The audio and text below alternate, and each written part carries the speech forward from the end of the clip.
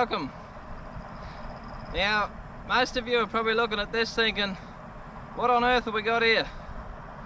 What the camera isn't showing here is that we're on a really steep side of the hill, and cameras never show just how steep things really are. But I tipped this down here about 3 years ago, and I've been trying to get it out ever since. And I finally got my dozer in here. It's down further down the bottom of this gorge. I've come in from the bottom. You might be able to hear it idling there in the background. So what my plan is to, I'm putting a road in. I've put a road in all the way through to here, and I'm going to put a side cut up the bottom of this hill, so I've got somewhere to bring the grader out on, and then up above I'm going to have to do another side cut to put the dozer on so I can tip it back over. Like I said, this happened 3 years ago. I rolled this grader down here, and it was a really, what would you say, it was a terrifying experience. I was coming down, our boundary fence is just up on top of this hill, and I was grading down the side of the hill the other way, or like sort of on the end of this hill, and I stalled this grader. And so on these older model graders, once you stall them, you've got absolutely nothing. So I had no brakes, no gears, no hydraulics, nothing at all. And to make matters worse, my missus was on the four-wheeler in front of me. So I was screaming at her to get out of the road, and she couldn't hear me. And so she looked back, and just happened to look back and saw me coming 100 miles an hour. So she got out of the road on the four-wheeler, and up here above, probably about, I don't know, 80 meters up there is where I jumped out the door and let it go. And it come down here 100 miles an hour, and eventually it went through a heap of trees. It crashed through trees and was snapping off trees like this round up here, and eventually it hit a couple of trees just above here, and it jerked it around sideways, and then that's when it went over onto its side. And so I've been wondering how I've been going to get the thing out ever since. And anyway, so yeah, eventually I've got my dozer in here finally, and so yeah, over the next few days we're gonna have a crack at getting this out. So I just wanted to get you up to speed on the start of this, like show you the grader here and do an introductory, and then we'll do footage as time goes on over the next few days of getting it back on its wheels. So hopefully it's going to work. I still got no idea whether it's going to work or not, getting it out, and I've got no idea whether the grader's even going to go once we get it out, because there's going to be oil in places where there shouldn't be oil, but sitting upside down for 3 years. And so yeah, it's going to be a bit of a project, both getting it out and then getting it going again. So hopefully it's all gonna turn out. But anyway, we'll document it, and we'll bring you along for the ride.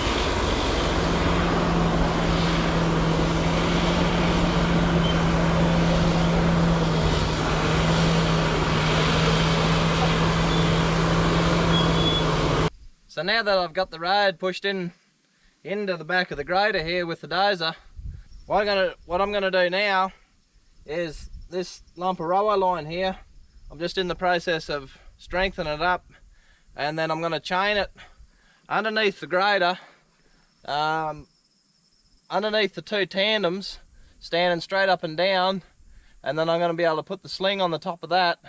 I'm gonna have the dozer up on the top of this hill, and hopefully we're going to be able to pull it over with it tied onto the railway line, which will be chained to the tandems. So that's what I'm doing now, is I'm in the process of adding some more strength to this piece of railway line and putting some lugs on it so it doesn't slide out when we start to pull.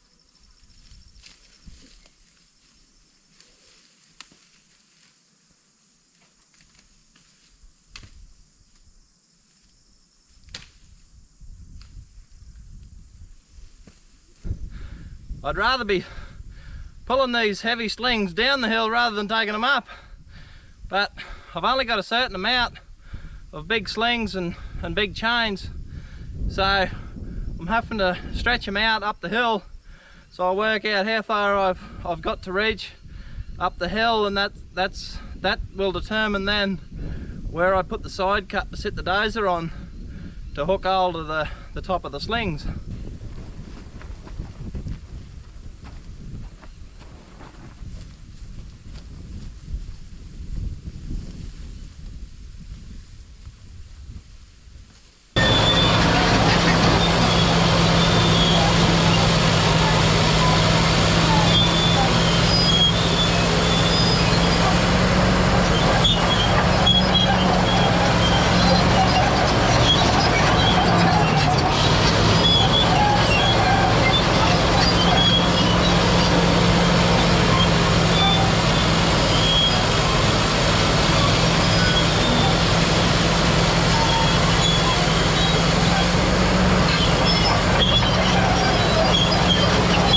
What we're going to do now is we're going to pull the blade off so that when we pull it over, the blade won't be able to dig into the ground, and because what's happened is when it hit one of the trees, it broke one of the ends of the rams off, so the blade, you can't really have a lot of control over the blade at the moment, so we're going to pull it off so it won't get in the road.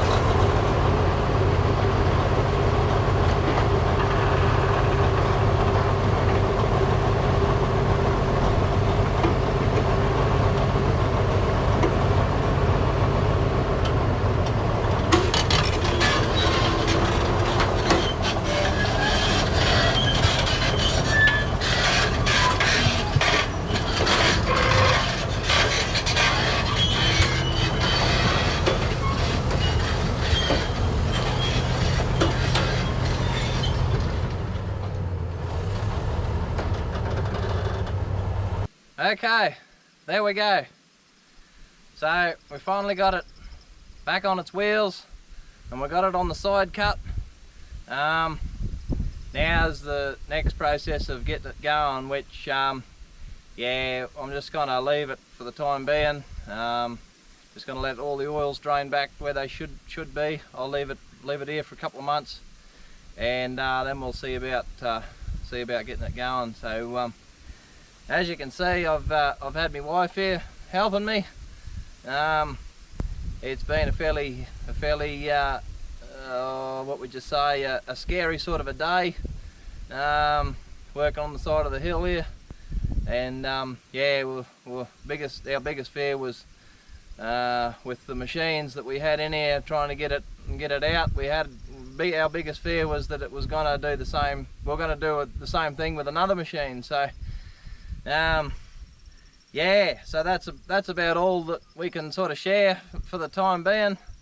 Yeah, I just wanted to thank Carlia for helping me out here. Sort of neither of us really wanted to attempt this, because we've 3 years later we've still got you know, scary visions of when it happened. So anyway, that's about all we can share for now. We'll do more when we doing another. We'll do another video when we getting the grader going again. And that's about all we got on this one. So we'll see you in the next video. Thank you.